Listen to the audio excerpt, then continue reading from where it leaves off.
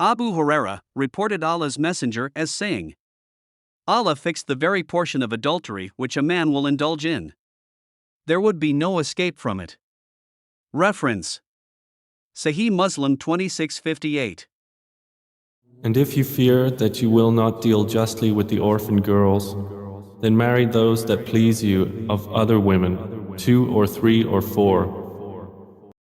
Thou shalt not commit adultery. 2 or 3 or 4. Thou shalt not commit adultery. 2 or 3 or 4.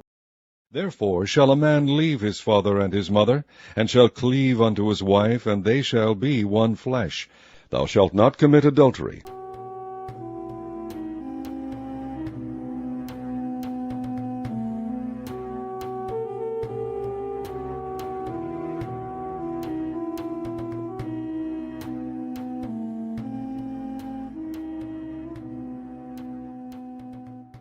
Hello and welcome back to the trial of the 7th century. This is Smashratha from DNM. Today we are tackling a sensitive subject. For all those who are sensitive, please be warned. And this is D Storm, and yes, there is so much to cover today. So, Smashratha, we are jumping right into it. We are going to watch 2 videos, and your input is key here. So your reaction is much needed. The first video is going to be, polygamy is a selfish act. We're going to watch it and then come back with reaction. A lot of people are not about polygamy and some people are for it. But at the end of the day, it is a part of our religion. It's a part of something Allah has allowed and ordained, because polygamy is not a game for the lighthearted. It's just not. Some women cannot handle it. In the woman's mind, in your wife's mind, the wife that you already have, in her mind, she's probably thinking, I have sacrificed a lot for us as a couple and us as a family to get to where we are now in life. And after all of my sacrifices, now that it's time for me to enjoy the fruit of my labor, you're telling me that I have to share that with someone else. And I know men like to pull out the thing of, God allows me, so it's not about you. Let's be honest. If a lot of you men want to be honest, the decision of polygamy is very much what this woman is saying, but for some reason, she's still a Muslim. Ladies, how can you tolerate being used and disposed of like a rag? Your value as a wife who has walked along her husband all these years and raised his kids and cooked his meals and stayed loyal to him. Your value should increase with the years, not the other way around. Rather, these idiot Abduls think, oh, this car model is getting old, let's bring in the new. It's absolutely degrading, and I'm not sure what possesses a woman to stick around for this nonsense. And especially with Islam. But all this, of course, is ordained, from Allah, supposedly. I have more questions for you, Smashratha, but hold the answers, until we watch the second, video. And the question is, can a married man have a second wife or a third or fourth without telling the first one? Let's go to this video. Interesting video, and then we'll come back with the reaction. Is it okay for a man to be in a secret second marriage or third or fourth marriage for that? When we talk about secret second wives, there's no such thing as secret second wives in Islam. However, having said that, it is very possible for somebody to get married without telling their first wife in Islam. Now, what I'm saying is, now the second wife, for this to actually be feasible where the first wife doesn't know, the second wife must do misyar, really. For the most part, misyar is she is voluntarily letting go of some of her rights. Forgoing her rights. It says, لا يحل الكذب إلا في ثلاث, that lying is not allowed except for 3 things. One of them is حديث الرجل لامرأته, that when a man speaks to his wife. And in Sahih Muslim it says, and when a wife speaks to her husband. White lies? It doesn't have to be white. It can be a black lie. Sorry to say. I'm not. This idea of a white lie it's a modern day thing that people say. There's in the classical works. there's no differentiation there here in the kutub. Like, for example, that's not how people understood it. It can be, you can lie to your spouse. In this situation, so the issue with this is that. So can they lie in the context of, for example, if one says, "Oh, I sense that you've got a second wife," can he say, "No, I don't"? Yes, you can. You can say that. You can say that. Yes, I personally believe this is the hadith on the matter. لا يحل الكذب إلا في ثلاث. The Prophet said you can do it. Yeah, I believe it's possible. Now, having said this all, I said this is the abstract ruling. Yeah. Based on a personal side. If someone does this and they get caught, for example, or something happens, or some negative. Or she just asks him, "Where were you last night?" Yeah, but even that he can lie. So let's get this right, yeah? So that Islamically, any of us can get a secret second wife. Absolutely. Or any man for that No, matter. not secret. We can get Islamically, there is no problem in a man getting married to another woman in Misyar without the first wife's knowledge. That none of you guys are okay with your husbands getting a second wife. Can I just quickly get that out of the way? Sister Swad. Absolutely not. You're not okay with it? Yeah. Listen, sister. It's a no from me. And if you have anything to say it now. She's threatening you're finished. Yeah. Sister Amira? Yeah, no. No. Sister Tyra? And I won't be happy with it. There is not a conflict between a man loving his wife and a man wanting to be polygamous.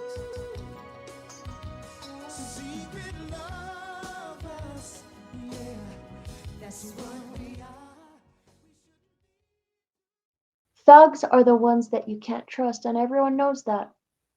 If there should be anyone out there or any place that's supposed to be safe and a refuge, it should be the person you're married to and the home you live with or share with them.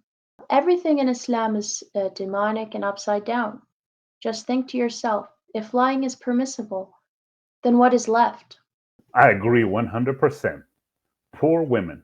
Let's head to court to follow the proceedings. Ladies and gentlemen, today we resume the proceedings of the trial of the 7th century. I call on the prosecution to present their accusation concerning the 7th commandment. Thou shalt not commit adultery. Your Honor, today we have much material to present. We intend to prove beyond any shadow of doubt that the God that defendant is presenting, Allah, is not the God of the Bible. Your Honor, I would like to enter into evidence the following video. I am Khadija, the Prophet's wife. These 2 thighs made him a legitimate prophet. Don't you ever forget that. I am Aisha, the Prophet's wife. I was 6 years old when he married me. He had sex with me when I was 9. I am Zainab, the Prophet's daughter-in-law. I am also his wife. It's complicated. You can call me the shower princess. I am the Prophet's wife. Me too. Me too. I am the Prophet's wife. I am the Prophet's wife.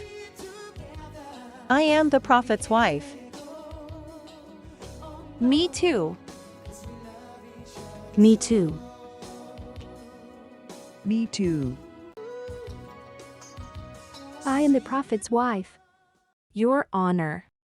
Concerning the status of women in Islam, we read in Sahih al-Bukhari 5095. If at all there is bad omen, it is in the horse, the woman, and the house. We also read in Sahih al-Bukhari 5193. Narrated Abu Huraira, the Prophet said, if a man invites his wife to sleep with him and she refuses to come to him, then the angels send their curses on her till morning. Your Honor, we would like to also add a charge of rape and pedophilia according to Sahih al-Bukhari 5133. I am Aisha, the Prophet's wife. I was 6 years old when he married me. He had sex with me when I was 9.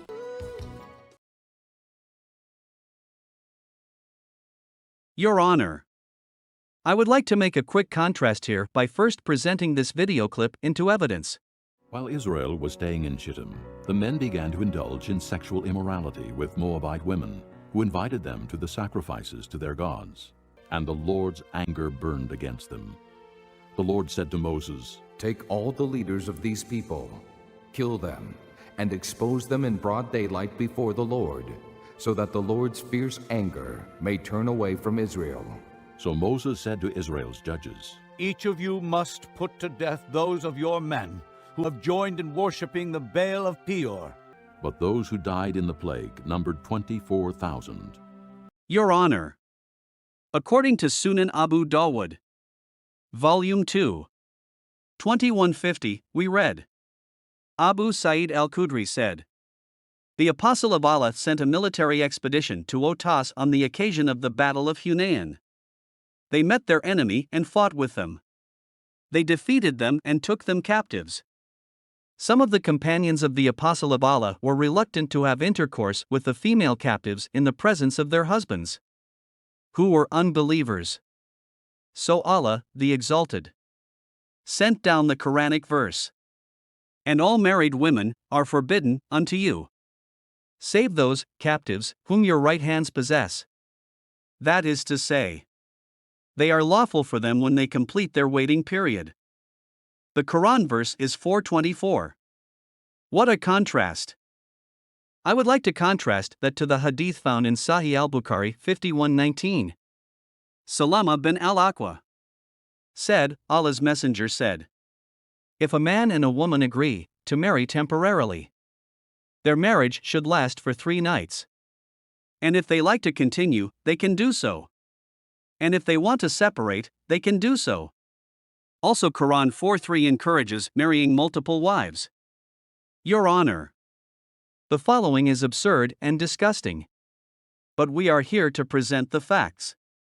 According to Sahih Muslim, also Mishkat al-Masabi 455, and made correct by al-Albani, Anas said that the Prophet used to have intercourse with his wives, 9 wives at that time, with only a single washing. Your Honor, the defendant claims prophethood. Prophet of which God?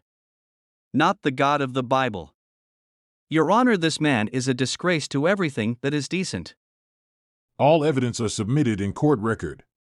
I now call on the defense to respond to the accusation made by the prosecution. And I would like to warn you to stick to the topic presented: the legalization of adultery in Islam. Your Honor, they are all false accusations. According to the Bible, Deuteronomy 33:2, he said, The Lord came from Sinai, and dawned on them from Seir. He shone forth from Mount Paran, and he came from the midst of 10,000 holy ones. At his right hand there was flashing lightning for them. Mount Paran and Seir all are in Mecca. Muhammad prophecies are also in the Song of Solomon. When it mentioned Muhammad then, Your Honor, as a Sunni Muslim, the nikah mutta, pleasure sex mentioned by the prosecution was abrogated and made illegal. We don't condone it. Your Honor, as a Shia Muslim, I believe that Imam Ali was made from light from the forehead of Allah. Nikah mutta was ordained by the Prophet S.W. We still practice the pleasure sex today. Aisha was a wicked woman and was not the mother of believers. According to Quran 7:158. Those who follow the Messenger, the Immaculate One, whom they find mentioned in the Torah and the Gospel, which are with them. Moses prophesied about Hadrat Muhammad. In Deuteronomy 18:17-19, Moses prophesied, And the Lord said unto me, They have well spoken that which they have spoken, I will raise them up a prophet from among their brethren like unto thee, and will put my words in his mouth, and he shall speak unto them all that I shall command him. And it shall come to pass, that whosoever will not hearken unto my words, which he shall speak in my name, I will require it of him. So we cannot question al-Rasul. Sallallahu alayhi wa sallam. I fail to see the relevance of what is presented by the defense. We can conclude that they belong to 2 different sects of Islam who believe contrary to each other concerning adultery, but nothing else to benefit the defendant. This will conclude these proceedings. I don't know if this is sad or funny, On one hand, we can sympathize with the multitudes who are deceived, the women and children who are abused, but we can't help but see the comedy in their so-called scholars. To the rescue, Dr. Patel Chandra. Can you help your two brothers, please? According to Ahmadiyya Islam, the Prophet Mirza Ghulam Ahmad is both Mary the mother of Jesus, but he is also Jesus Christ himself. I am proud to follow the Prophet of India and Pakistan. He performed many miracles. Alhamdulillah. Both Sunni and Shia are wronged, and they are very hateful. Ahmad Mirza Ghulam, peace be upon him, will forgive them. Nikah mutta is halal for all believers according to Quran Kareem. Adding more mud to a muddy pool is his specialty, for sure. Peace everyone, and stay away from Islam. We will see you next time. Peace of Christ.